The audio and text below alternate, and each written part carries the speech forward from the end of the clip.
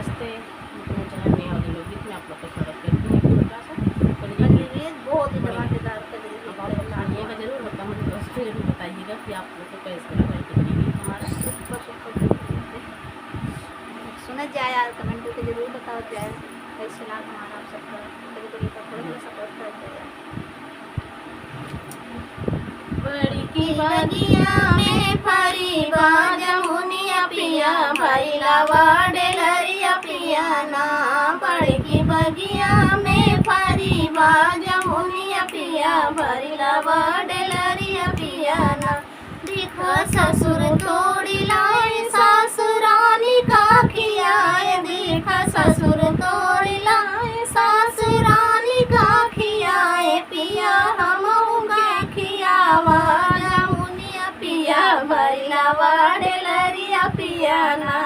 पिया हम के जमुनिया खियावा पिया भैला वाडेलरिया पिया ना। बड़की बगिया में फरी बाजमुनिया पिया भैला वाडेलरिया पिया ना। बड़की बगिया में फरी बाजमुनिया पिया भैला वाडेलरिया पिया ना। देखा जेठ तोड़ी लाए जेठनी रानी का खियाए। देखा जेठ तोड़ी लाए जेठनी रानी का खियाए। पिया हमहु के जमुनिया खियावा पिया भैला वाडेलरिया पिया ना। पिया हमहु के जमुनिया खियावा पिया भैला वाडेलरिया पिया ना।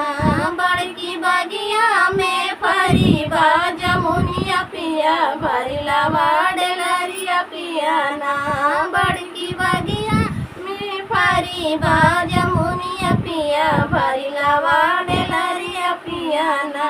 देखा देवर तोड़ी लाए छोटी रानी का खियाए। देखा देवर तोड़ी लाए छोटी रानी का खियाए। पिया हम के जमुनिया खियावा पिया भैला वाडेलरिया पिया ना।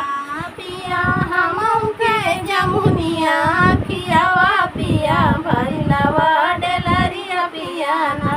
बड़की बगिया में फरी बाजमुनिया पिया भैला वाडेलरिया पिया ना।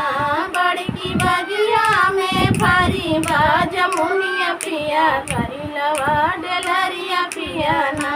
बड़की बगिया में फरी बाजमुनिया पिया भैला वाडेलरिया पिया ना।